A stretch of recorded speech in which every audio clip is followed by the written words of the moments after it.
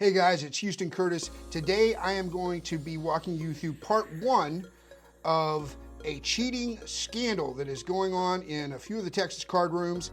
I'm going to be taking you specifically through the cheater that was caught on camera and posted by Shaun Deeb dealing at Legends in this part one video. And in part two, there is another cheater who is cheating at the Elite Poker Lounge, both clubs in Houston, Texas. And oddly enough, Luca Vivaldi, the tournament director for Triton, is swearing up and down this cheat. He's not cheating and trying to debate with me on Twitter.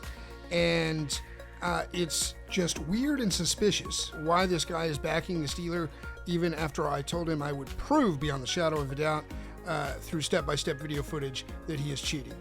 I'll get into that in part two, but today I'm going to expose every detail from stacking to shellacking, revealing how this dealer, who I've dubbed the cold deck card pusher, is caught cheating red-handed.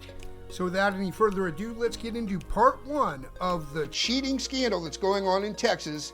Let's do it. We're going to start right now.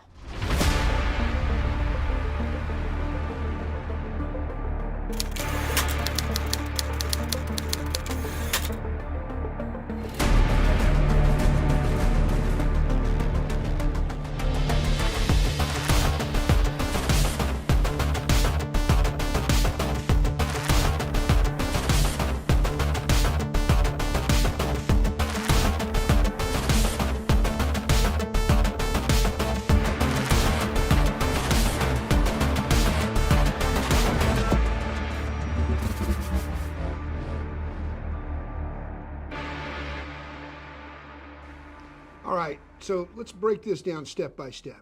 Take a look at the video together. We'll come back to the obvious stacking that he's doing off the bottom there under that clump.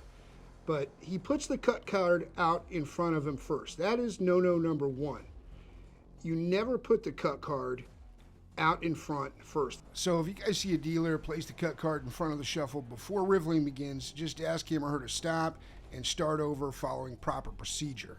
There is a reason why every dealer procedure is in a specific order. By him putting that cut card out there, when he now does this obvious push through shuffle, where he's just taking packets and pushing them through one another, when he whips around, like you'll see right here, that's just a packet being whipped through another one and whipped around and put onto the cut card. He's essentially putting the bottom of the deck on the cut card and then placing the top back on top, which completely disregarded the normal procedure of cut card off to the side, riffle, riffle, then a box cut, another riffle, hands off, cut card to the top, and a one-handed cut.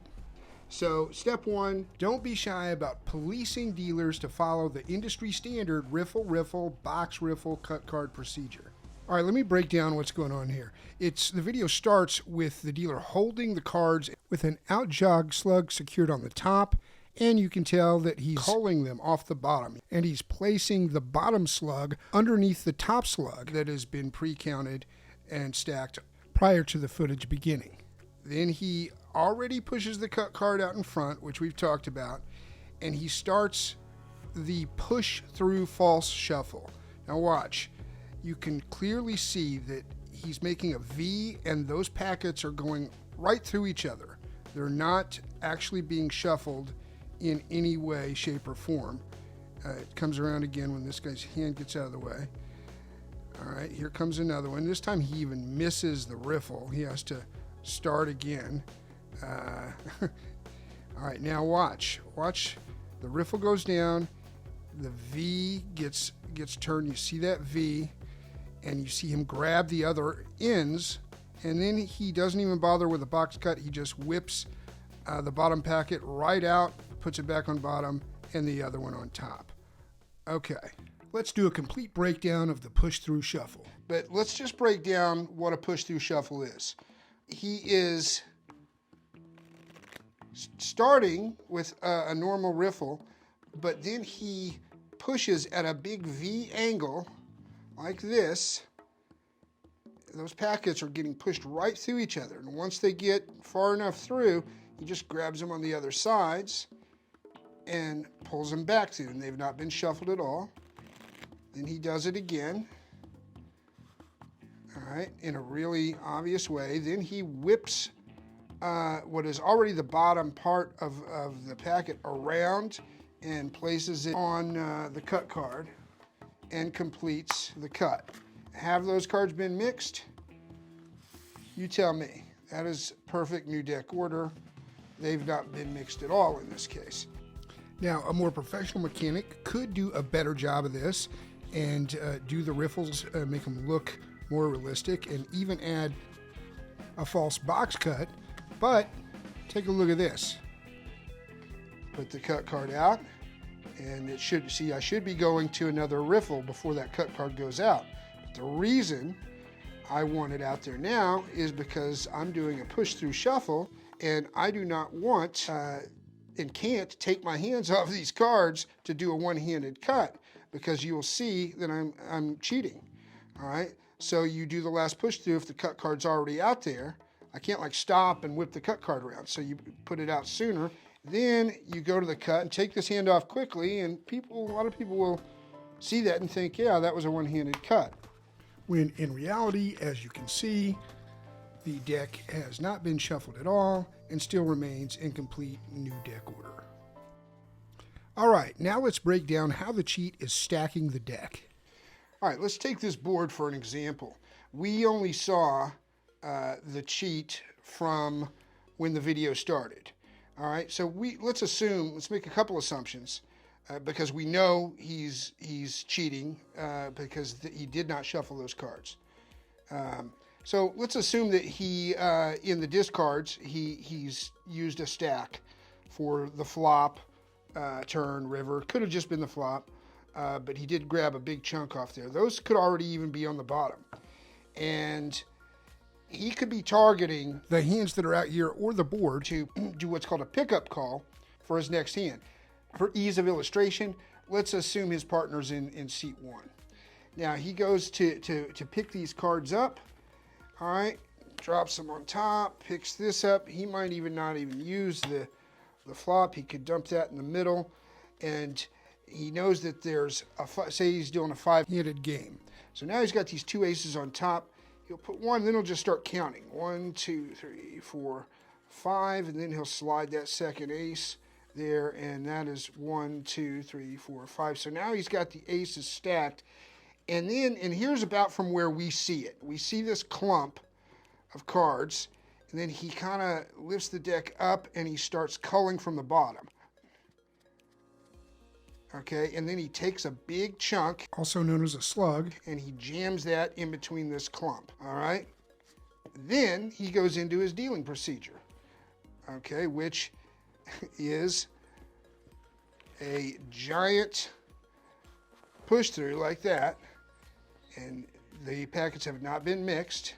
All right, he does it again, and this time when he pushes through, he whips the bottom half all the way around and puts the top back on top. All right, so that results in ace goes to his partner. Okay, 2, 3, 4, 5. Another ace goes to his partner. And then let's just see how the hand plays out. There's the burn. There's the flop. Partner flops a set. There's the turn.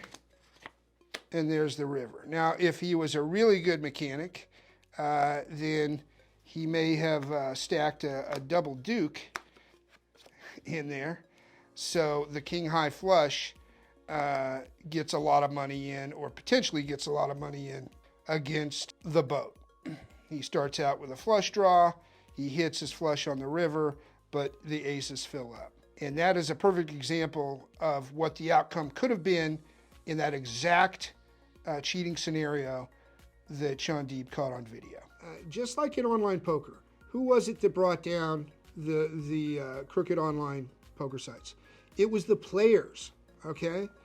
Now, if you can spot trends in online poker that lead to a big cheating expose, learn to spot them at a live poker game. What I've shown you here today will definitely help, just by making sure that when you go to play in any card room, that your dealer follows the standard casino regulation dealing procedure used for poker in casinos all across the country. Again, normal dealing procedures, cut card stays off to the side. You riffle, riffle, box, riffle, pull the hands off the deck, cut card slides around, one hand cut to finish the action. That information alone will give you a huge advantage on protecting yourself from a card mechanic who is looking to take you down in a game. If they think nobody's watching, then they take bigger and bigger risks. In a research interview for my upcoming book, $1 Million Mechanics, a successful card cheat said, "Houston, the suckers always go back to sleep." Well, it's time to wake up, folks. So the more that people start understanding that players have their eyes on the game, and guys like Shaun are gonna see something he knows just doesn't look right, and he reports it, that's good for poker. You know, Shaun didn't know exactly what he was seeing, but he's enough of a pro and have seen enough dealers to know something didn't add up, and he posted this video, and thank God he did, right? So tomorrow I expose a sharper mechanic caught on camera at the Elite Poker Lounge who is being defended by the tournament director at Triton Poker, and I don't know why. More on that tomorrow with part 2 of Texas Poker Cheats Exposed. And as my dear friend Steve Forty likes to say, trust everybody, but make sure you cut the cards. All right, guys, I'm Houston Curtis. I'll see you next time. Remember, stay sharp, stay card sharp.